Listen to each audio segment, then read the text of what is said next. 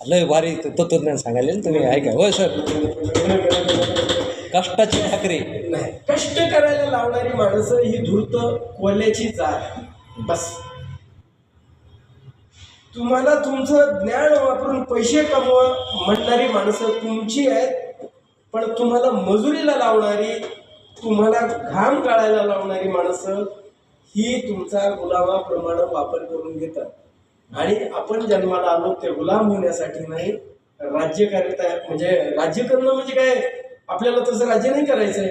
आपल्याला स्वावलंबन म्हणजे हे आपलं स्वराज्य, म्हणजे आपल्या बळावर आपण कसं जगावं हे आपल्याला शिकता आलं पाहिजे. आणि ते तुम्ही म्हणालात तसं 14 विद्या आणि 64 कला यापैकी चोरी सुद्धा कला आहे. जर नाही काही करता आलं तर चौर्य कर्म सुद्धा करा, पण कष्टाच्या भानगडीत पडू नका. कष्ट करणारी माणसं निर्बुद्ध मूर्ख असतात, ती कुणाचे तरी हस्तक असतात, गुलाम असतात. एवढं मात्र पक्का संदेश लक्षात ठेवा. हेच अध्यात्म ज्याला कळालं. म्हणून ब्राह्मण कुटुंबामध्ये, मला कोणाला म्हणायचं नावं ठेवत नाही, ब्राह्मण कुटुंबामध्ये असं सांगितलं जातं की सगळ्यात महत्वाचं काय तर तू ज्ञानी, तू वेद पठण कर, तू उपनिषदांचं पठण कर. सगळ्यात ज्ञानाला किंमत आहे. आणि म्हणून शेतकरी असेल, तुमचा वैश्य असेल, तुमचा तो शूद्र असेल, ही खाली येतात, ज्ञान वरती असतं. म्हणून म्हटलं जातं विद्वत्वंच नृपत्वंच नैवम तुल्यम कदाचन स्वदेशे पूज्यते राजा विद्वान सर्वत्र पूज्यते. माणसानं विद्वान व्हावं, कारण विद्वानाची आणि राजाची सुद्धा तुलना या जगामध्ये होऊ शकते. राजा हा फक्त त्याच्या स्वतःच्या देशामध्ये पूजला जातो, पण विद्वान सर्वत्र पूज्यते. कारण विद्वानांची किंमत जगाच्या पाठीवर कुठेही जाऊ द्या त्यानं त्याची किंमत असते. म्हणजे ज्ञानाच्या बळावर 10 मिनिटं पोथी सांगितली तरी त्याचा प्रपंच फार सुंदर चालतो. आणि दिवसभर ऊस खुरपायला गेलेली आमची माऊली घामाघूम होते, 10 जाग्यावर तिचं ते लुगडं फाटतं. आमचा दिवसभर लोकांची जुनी कपडे आणून घालतो, ऊस खांदतो, काम करतो, दारे धरतो. काय मिळतं?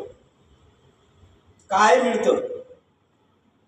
पण संध्याकाळी लाईट गेल्यानंतर फ्यूज टाकायला ज्याला येतं ना, ज्याने तुम्ही वायरमन केलंय वगैरे, ती लगेच फोन जातो, कुठे ते अभिमानरावजी, इथं फ्यूज गेलाय हो, तुमची गरज आहे, मोटर जळाली हो, आम्हाला फॅन पाहिजे हो.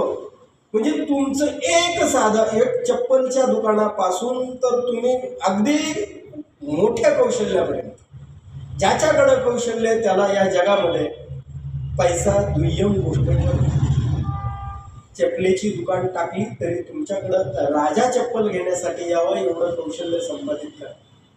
कष्टाच्या भानगडीत पडू नका, ज्ञान कमवा. आणि ज्ञानाचं इम्प्लिमेंटेशन म्हणजे ज्ञान हे त्यातून शहाणपण यावं.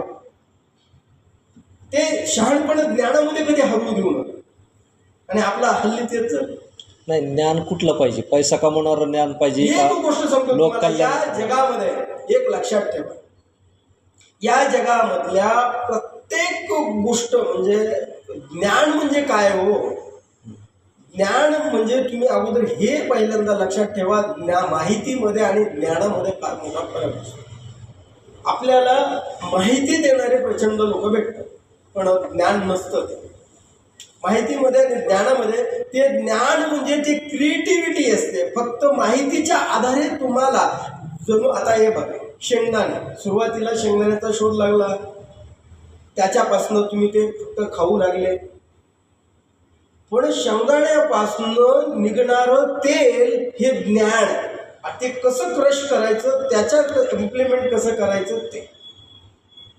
विजेचा शोध लागणं हा हे ज्ञान आहे, पण त्या ज्ञानाचं इम्प्लिमेंटेशन काय आहे तर त्याच्यापासून AC चालतो, फॅन चालतो, तुमच्या घरामधल्या सुखसुविधा म्हणजे निर्माण होतो.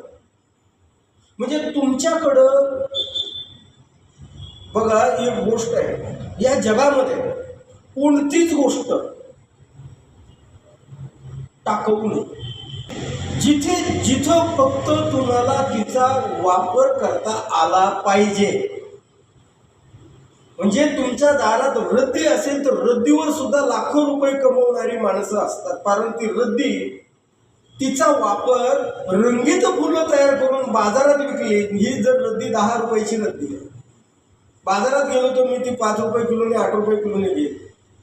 पण एखाद्याला डोकं असतं, ते पटकन जातं, त्याला रंगरंगोटी करतं, त्याचे रंगीत फुलं बनवतं आणि बाजारामध्ये जो एक कागद पेपर 1 रुपयाचा पेपर ते 10 रुपयाला विकून येतो. याला म्हणायचं त्या ज्ञानापासनं तुम्ही जो विचार केलेला असतो, ज्ञान हे आत्म येतो. ते तुम्हाला एक गोष्ट सांगतो, तुम्हाला तुमचा टीचर तुम्हाला फक्त एक कुंपण आणि तुम्हाला वाढण्याची संधी देतो, विचार करण्याला प्रवृत्त करतो. पण ज्ञानाची निर्मिती बाहेरून ज्ञानच येतं. हे ज्ञान तुमच्यामध्येच आहे. तुम्हाला असं वाटतं की ते आरसा म्हणजे तुमचा चेहरा स्वच्छ दिसत नाही, पण धूळ त्या आरशावर असते, तुमच्या चेहऱ्यावर नसते. आपल्याला काय झालंय, धूळ आपण आपल्या चेहऱ्यावर समजतो. संधी नाही मिळाली, पैसे नव्हते, गरिबी आली. गाईच्या गोठ्यामध्ये, गॅरेजमध्ये, जिथे जिथे तुम्हाला सांगतो, तुम्हाला जिथे असाल तिथे तुम्ही एखाद्या झाडाखाली बसलात तरी तिथल्या वनस्पतीचा वापर करून, साधी गोष्ट आहे, लिंबाचा पाला, डोंगरावर गेले, लिंबाचं झाड आहे, वर त्याच्या सावलीला बसलं, लिंबाचं चूर्ण सुद्धा मी 1000 रुपये किलोने विकणारी माणसं बघितली. खोटं सांगत नाही. पाला लिंबाचा, हा, त्याची वाळवा पावडर करा, हिरवीगार पावडर विकते. कशासाठी माहितीये?